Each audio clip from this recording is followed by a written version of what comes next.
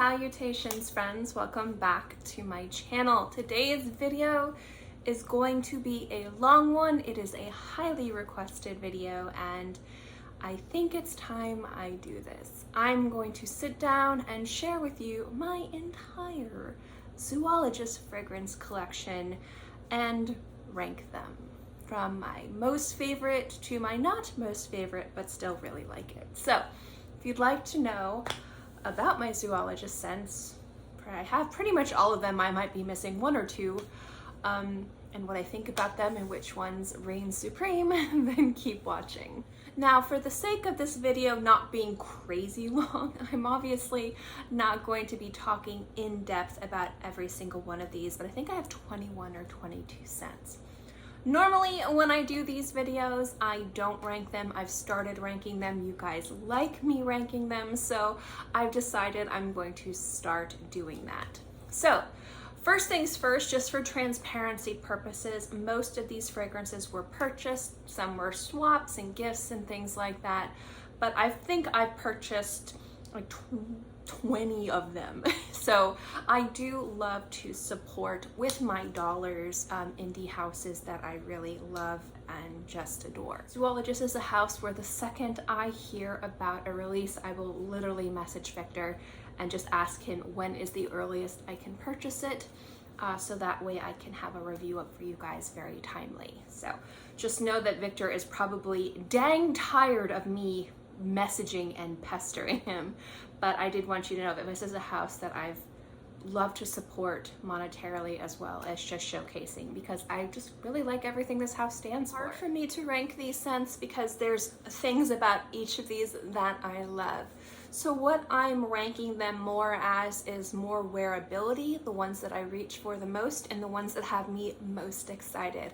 But I do genuinely love all of these scents. I don't believe I have the new bottle of the beaver formulation or deer musk, or deer or musk, or the deery musky one. I don't have that one yet either. So those are two that I need to complete my new collection, and the new Panda, or the newer Panda. I have the old formulation of Panda, not the reformulated version of Panda.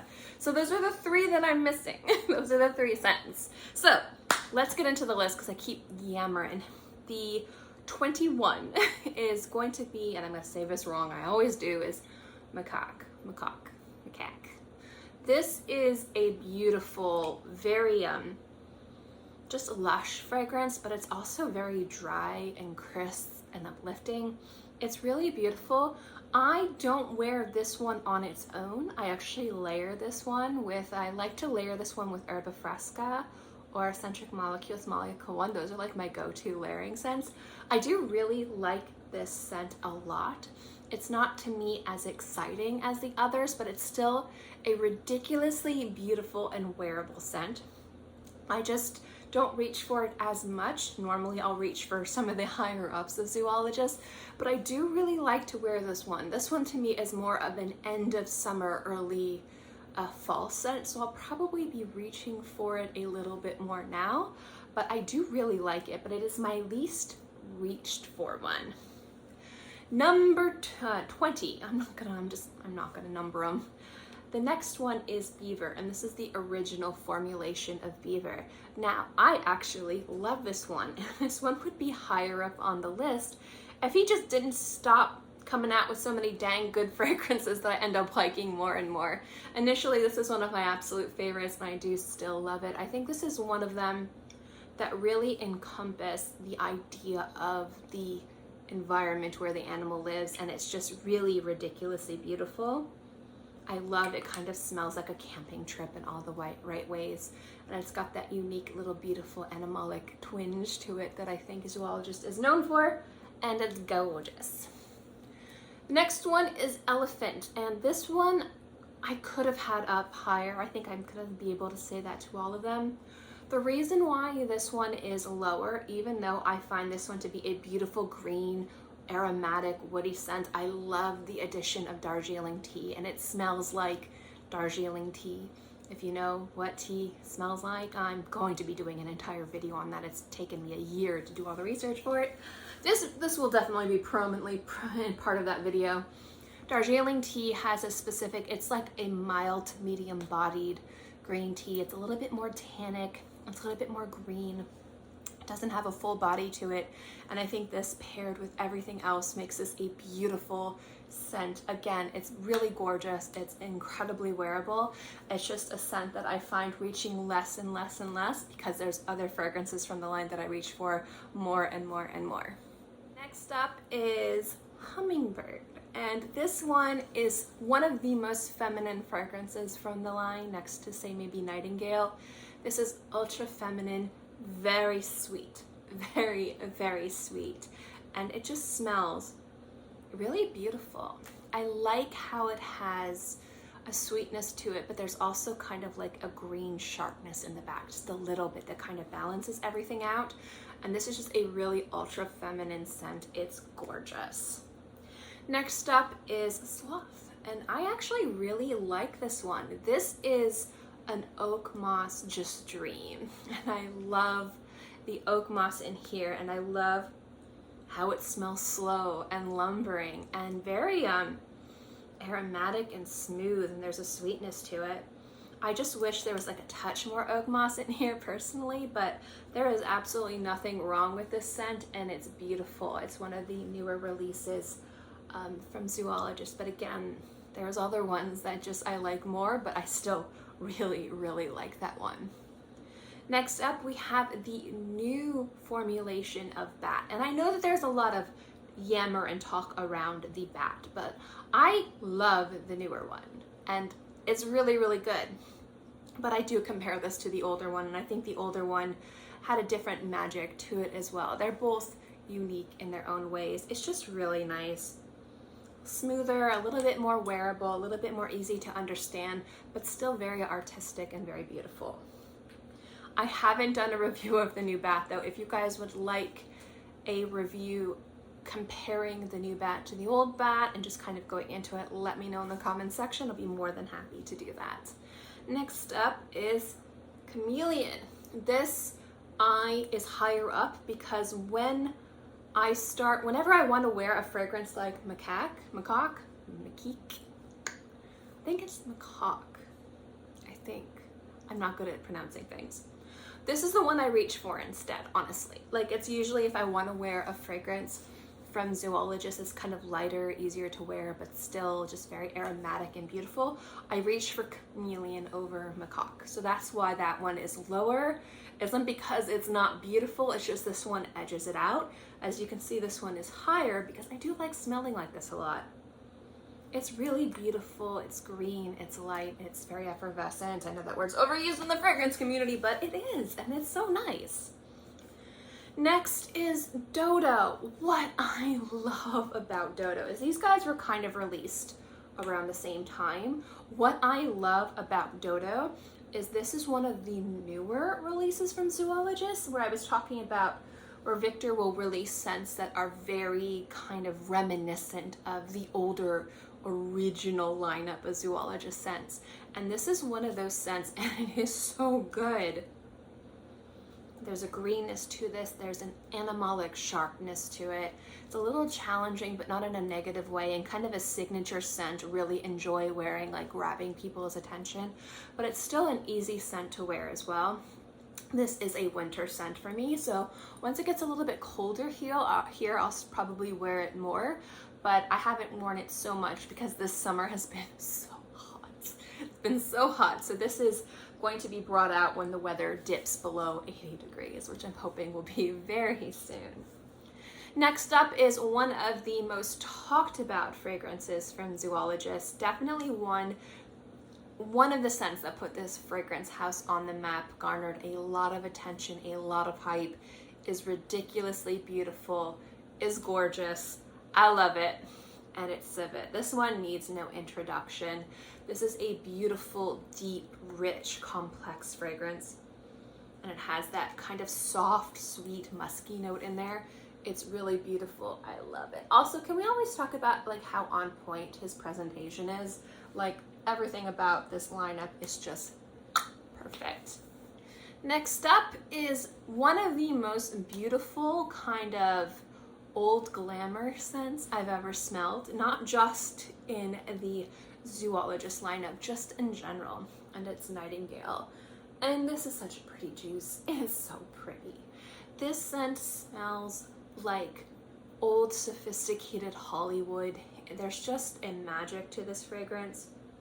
There's a depth. It's sparkly in the opening. It's got greenness. It's got sweetness. It's got a beautiful banquet of florals. This is really a stunning scent.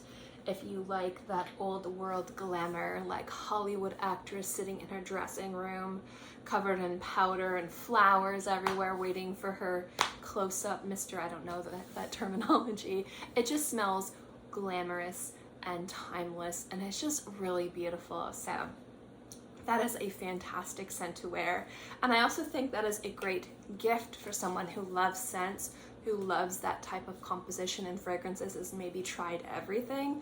That is a really great choice to get as a gift. I really think it's really nice.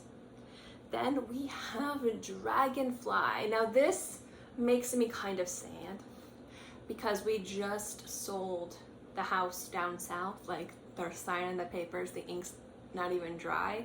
And so when I reviewed this fragrance reminded me of the view outside of the window where I used to live, and it was very nostalgic for me. It was very calming for me. It was an idealistic, beautiful place to live.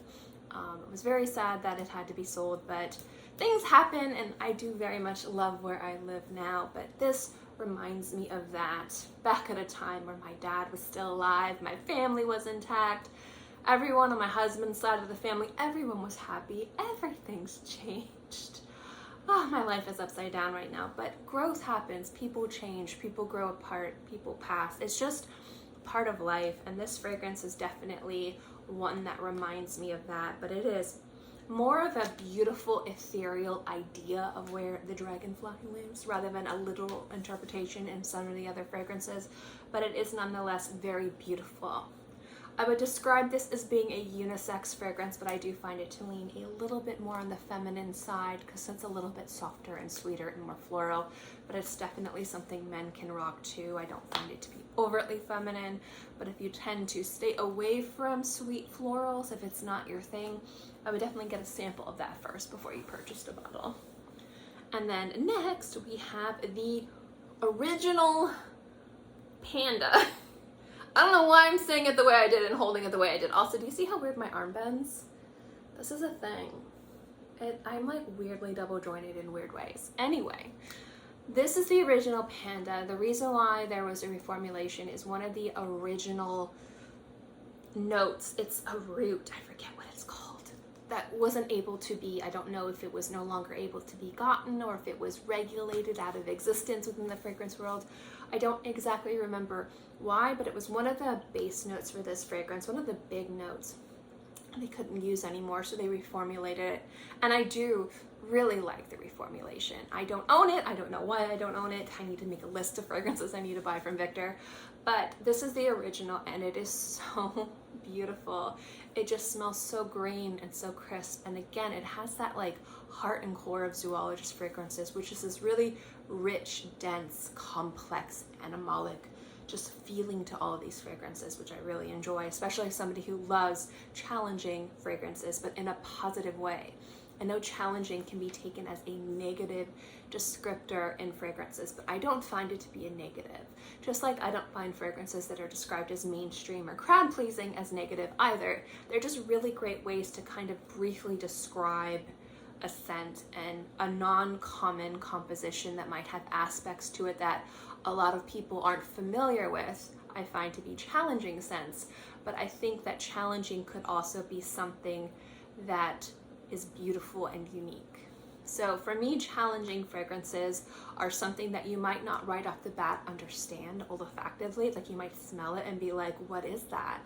But it doesn't mean it has to be a negative what is that. It can be like, ooh, what is that? Like to me, that's what a challenging scent is. So when I describe challenging fragrances, usually in my description, a challenging fragrance is something that is so bizarrely, beautifully animalic, or a really strong, like woody scent where the wood takes on animalic and kind of musty notes to it, or even some very strongly potent vetiver vegetal scents that smell damp and moist. Those are challenging fragrances that are gorgeous. And again, there's nothing wrong with challenging scents. And I think that Victor has this beautiful balance of being a unique and special challenging scent that is also very artistic, very wearable, and very recognizable. So I do genuinely love Victor scents. I'm gonna stop talking about this. We're gonna move on to the last little bit. So we have 9 more scents. So I'm gonna talk about these 4, and then I'm gonna go in depth for the 5. Like I said, this is gonna be a long video, guys. So next up is the original formulation of that. Now, this one is special, so special. This smells beautiful, rich. I love the added kind of like overripe banana in here. It smells damp like a cave. It smells a little bit like guano. But I mean, like, I don't mean that in a negative way. It's so hard sometimes to describe some fragrances because I don't ever want to sound like a broken record, even though I know I do. I know I say complex and depth and all that stuff all the time. I say effervescent way too much. But for me, like, animalic notes in fragrances are not a hard pass. They're an easy sell. There's like an easy sell to these fragrances because how they smell, like on a strip, to how they smell out of the cap, to how they blend and melt on the skin. On the skin, animalic, very pungent scents. On my skin, there's something about my body chemistry that just blends it out and it smells perfect. They smell so good on my skin. And this one on the strip smells strong, smells again like that very like overripe indolic banana. Like maybe the banana's practically like oozing out of the peel, and then you've got this dampness, this greenness, this mustiness to it. It smells, but on the skin it smells so good. That fruitiness softens, that dampness blooms, and that mustiness becomes bright and uplifting, and it just comes together to create this really transportive, gorgeous scent. And the original bat just hits all the points, just like the original Beaver. It's just extra special. Another extra special fragrance and another beautiful interpretation of Victor just really having this vision to create something unique but still wearable, but still challenging, but still gorgeous is Squid. This one is stunning. It's such a stunning, there's my arm again, such a stunning scent, you guys. It smells deep and inky, but briny and salty and like sea air. And somebody who grew up on the ocean, oh my goodness, who lived on the water, I know what this is supposed to smell like. I understand the vision of this. And it's so perfectly executed into a beautiful aquatic scent, but not your stereotypical aquatic scent. It is just perfection. It's so good. Now, Hyrax is one that was really at first lower, but the more I wear it and the more I think about this scent, it's just beautiful. It's just warm enough. It's just strawy enough. I wouldn't even say it's straw. It's just like dry and warm and animalic and just really just a gorgeous scent. Definitely love to wear that. I don't know if I'm as inspired with that scent as I am, say, others to like talk about it, but as a wearable fragrance, that is one that I reach for all of the time. Now, Moth is beautiful, absolutely beautiful, and I love the color of the juice. It's like this deep, rich, kind of like cool toned bronze. It's a really beautiful color. This one is smoky, and this one is sweet, and this one is I wouldn't say animalic, but I would say it's very aromatic in slightly animalic ways. Again, I'm not going into the notes and the descriptions because we'll be here way too long, so I'm just trying to give you like a brief idea. If I have reviews of any of these, and I have reviews of most of these, I'll link them below if you want to see my review. What I like about this one is, like Dragonfly, this is more of a story in a bottle and less an interpretation of where the animal lived. And I think that I really resonate with that. And I also resonate with the story of moths. I have tattoos of moths. I can't really see unless I lift up my shirt, and it's hard to do it. There's one right there. And this entire sleeve is actually based on a short story I read when I was like in 3rd grade. So if you guys ever want to know the story of that, I don't know if I've told you before, but if you want to know, I'll definitely tell you. And it involves moths and ants. But beautiful scent, wearable, perfect scent for fall and winter. Definitely going to be bringing that out a bunch. It's just really gorgeous. But we're moving on to our top 5, guys. The top 5 for me are not just scents that I love to wear, scents that have a unique story. It is like an obsessive level of love with these. So I love every single fragrance from Zoologist. I do. I genuinely do. I've sampled them, I've tried them, I've worn them. Even the very last one on my list, I still really enjoy. It's a good scent. These fragrances, though, are on a different level for me because it's not just about wearability, it's also just about the entire experience. To me, these are the scents, in my opinion, that currently sum up the best that Zoologist has to offer. And that's why these are the top 5. So let's get into number 5. Number 5 is Rhinoceros. And you're gonna be like, Rhinoceros? When I first started reviewing, I had a hard time even describing the scent. Like, I would just get tongue-tied. I couldn't do it because I was so excited to talk about it. This fragrance is a beautiful, woody, boozy, smells like rum and wood. It's aromatic, but it's also dry. And it just smells so sexy on the skin. I like the idea of this kind of like ultra gentlemanly, like masculine, like hunter in a lodge scent. And you're drinking like a fine bourbon and you're surrounded by your trophies over a bustling fire and you're a giant rhinoceros and this is your life. And for some reason, like I envision that, and I envision myself as the rhinoceros, and I don't know why, but it takes me there.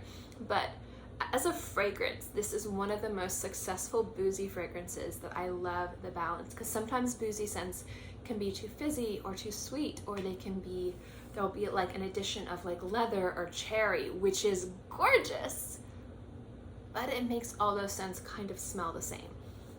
And as a lover of all those scents, I will buy them and wear them and love them. But what I love about this is a unique take on a boozy fragrance that tells a story so vividly and smells so impeccably, like handsome on the skin. I can't get enough of this. It's beautiful. I envision myself as that rhinoceros, so yeah. Number 4 is Camel. This is another perfect scent. And I don't know if you can see the slight dent in this bottle, but believe it or not, that is a huge dent for me, considering I wear this fragrance all the time. Again, it doesn't look like much of a dent at all, but I wear this one all the time and I overspray it. This is another ultra transportive scent. This takes me to like a nomadic caravan in the middle of the desert, and they've set up shop in this oasis, and there's greenness, but there's like dryness, and you can smell the hay and the hides and the animals and the food, and it just is so smartly created, so beautifully crafted and blended. Everything about this in regards to the proportions of the notes to how it wears on the skin is so meticulous, and it tells a beautiful transportive story while still being something ultra unique and special, and I just adore Camel so much. Number 3 is Tyrannosaurus Rex. This one is just one of the best fragrances ever, one of the best zoologists ever. This is one of the fragrances that definitely, when it came out, kind of like civet, like squid, people just gravitated towards it and really loved it. There's a unique presence of like an aromatic herb in here, like mint, that really just takes it to another level. It's really beautiful, and it's such a cool bottle. I love the art. If you guys don't know me, I am obsessed with dinosaurs. Like, I don't think you guys know much about me personally. I kind of try to hide it because it's kind of embarrassing, but I have like 3 sets of dinosaur pajamas with tails. In fact, I wore one of my dinosaur outfits when I reviewed this. I am more obsessed with dinosaurs than people are comfortable admitting. I wanted to be a paleontologist growing up, but my OCD brain, I couldn't have gone through the schooling. I probably would have just gone nuts. I'm smart enough to do it. I don't have the discipline to do it. So I did not become a paleontologist, but my level of just love for dinosaurs and the prehistoric, and more than prehistoric, I'm not going to go into it because I'm not going to go into it, is crazy. If you ever want to have a dino discussion with me, a proper real one, like an educated one, not one where I'm babbling like a fool right now, I'd be more than happy to. It could be my first live stream. Number 2 is koala. This one, oh my goodness. So this is the newest one that's been released that I own. This one, when I first got it, I was so overwhelmed by how beautiful this was. I love eucalyptus. I love the way it smells. It's a perfect smell for my environment. It's a perfect smell where I live. And this fragrance doesn't smell like that cough droppy, like rub on your chest when you feel sick kind of smell. It's such a pure and beautiful form of like eucalyptus in the wild, and that menthol honey in there just on the skin. This is incredible.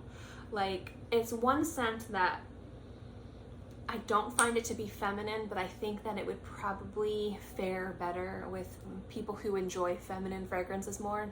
Not saying that women, but if you enjoy more feminine fragrances, I think the sweetness and the eucalyptus for some reason kind of resonates as more feminine, even though this is a unisex scent. It just smells beautiful on the skin, so enrapturing. And again, it's a beautiful, again, just taking something as hard to use as eucalyptus. Eucalyptus is, again, one of those notes that people have this preconceived idea of where they smell it, and so their brain just immediately jumps to there, but this doesn't smell that way at all. And there's nothing bad about smelling that way either, but even with the additional like menthol honey in there, you could easily go like Fix Vapor Rub, and it's in no way in any capacity smells medicinal. It just smells so gorgeous and so uplifting on the skin, while not, again, conflicting, that's not the word I'm looking for. It doesn't lose any of the complexity or the magic or the special sparkle that Zoologist has. It doesn't ruin the integrity of a cohesive line of Zoologist scents. That's not the right word, but I think you guys get what I'm saying. It just smells good. It is easily could be number 1 if he hadn't come out with B. So again, if you guys are new to my channel, or if you have made it through this super long video of Zoologist scents, you guys might not know my insane love of honey fragrances. It is up there with rose, it's up there with iris, it's up there with beautiful white florals. If it looks like it will be a good honey scent, I will buy it blind. I don't care how much it is. It will be $200, $300, $500 bottle. If it looks like it's a good honey scent, I will open my credit card, pour it out to my bank account, and buy it. And I have no problem with that because I love a good honey scent. And this one is one of the best. I don't know if it's the best because I'm going to be doing a review next week about something that I think is the best honey fragrance, but this is dang close and my favorite Zoologist scent. Now, koala could knock this out depending on the day. Really could, because I really feel strongly about how much I love koala. But there's something about this dang honey scent that is beautiful. It's waxy, and I love that it smells waxy, and it smells a little balsamic, just a little balsamic in the background. But it's sweet, and it's rich, and it smells like syrup. It just smells good, but that waxiness in there, it also smells a little bit powdery, but like pollen. Now, I eat bee pollen by the spoonful. I actually really like it. I used to mix it in smoothies and put it on salads, but I will eat like local bee pollen like it's kind of weird. I'm one of those weirdos. It helps with my health. I actually really enjoy it. I just like the way it tastes too. This smells like it, and I really like that. It's just a beautiful, rich honey scent that has this unique depth to it. It's soft, but it's super sweet. It's slightly powdery, but not a floral powdery. Waxy, super waxy, and a little bit balsamic. And all of these conflicting things come together to create a beautiful, and I mean near perfect honey scent. It's just gorgeous. So as a lover of honey fragrances, like an obsessive lover of honey fragrances, that is most definitely my favorite, but it could easily sometimes be switched with koala. But that's it, guys. I've gone through all of my Zoologist fragrances. Looky there. So what do you guys think? So kind of to talk about how when I describe challenging, I'm going to use a food metaphor again. And when I say challenging, let's say it's spicy food, not your everyday spicy food, like your crazy level of spicy food, or there's different levels of spicy food. There's some people who do not like or can't stand spicy food. They like, I'm not gonna say bland because that's not fair, but they might have a more salty palate, they might have a more sweet palate, they might prefer things that are, you know, a little bit less spicy, you know? And then there's people who love minimal spice, medium spice, and chase spice like it is the last pony in Ponyville. I don't know why I said that. There's some people who love insane, intense amount of spice. I myself enjoy really good spicy food. I cannot handle incredibly spicy foods from, say, you know, like Jamaican spice, or, you know, there's a lot of curries out there that are incredibly spicy. My poor little Western palate can't handle it, but I enjoy trying it, and it's always a great experience because I find the more insane levels of spicy food I eat, the more I crave it, actually. And so I kind of like putting myself through that, because as I eat more of it, like the first few bites, it is painful, I'm crying, my nose is running.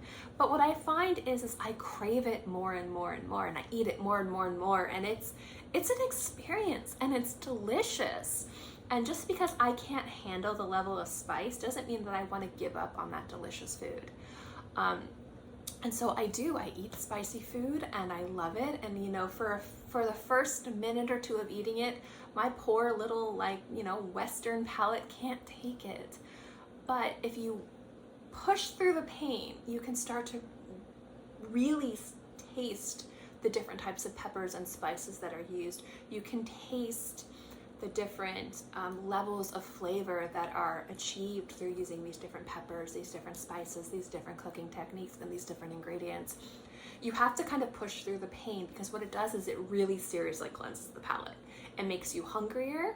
I'm in incredible pain, but I enjoy it, and the food is just delicious. And I feel that's the same way with challenging scents. I wouldn't say that this is like Carolina Reaper ghost pepper level of spice, and when it comes to challenging scents. I would say though, this is probably like hot wings. Some people can't handle hot wings. Some people love hot wings. And some people can't handle incredibly hot wings. I would say this is kind of like if you go to a standard wing restaurant, you know, nothing crazy, and you ask for the hottest wings that they have, this is gonna be that level of smell in regards to challenging. It's gonna be this kind of level of, at first you might not understand it, and that's the challenging part, but it's still insanely delicious or insanely beautiful olfactively. And I find that that's when I describe these scents as challenging, that's what I'm talking about. It's not an absurd level of what is this, I can't wear this, unwearable scent. And there are some fragrances out there that are designed to be almost unwearable or unique. I'm going to use Secretions Magnifique. That is a high level of challenging, but it is designed to be that way. These are beautiful, unique interpretations of some fantastic classic compositions, some beautiful interpretations of animals, habitats, or just the idea of what these animals represent. But when you're talking about animals, there has to be a little bit of animalic in there. And some people love animalic and some people just don't. And so when I describe these fragrances as challenging, I'm not talking about them in an unwearable, unbeautiful, hard way, kind of like a challenge, like let's do this, I'm gonna wear this bottle of bat. It's unique and different. Maybe not for everybody, but there's a lot of people that really like it. And there's definitely a beauty and a cult following with these scents, and I just think they're special. So I think I've talked myself into a hole, so we're gonna stop talking here, but I really hope you guys got what I was trying to say in regards to challenging. And whenever I describe challenging scents, I think the spice metaphor will probably be the best way in regards to challenging. It's just some people are gonna not want spicy food and some people are gonna chase after it. I chase after it, so I do hope that you guys enjoy these spicy fragrances. But I would love to know what you guys think of this line, good or bad. If you're still here, part of this long ass video, I would love to know what you guys think of Zoologist in general. Do you like the house? Do you not like the house? What's your favorite fragrance? What's your least favorite fragrance? Just let me know in the comment section below. I'd love to know what you guys think. Thank you guys so much for sitting through this long video and my constant ramblings. I hope you enjoyed it, and I will see you guys next time. Bye!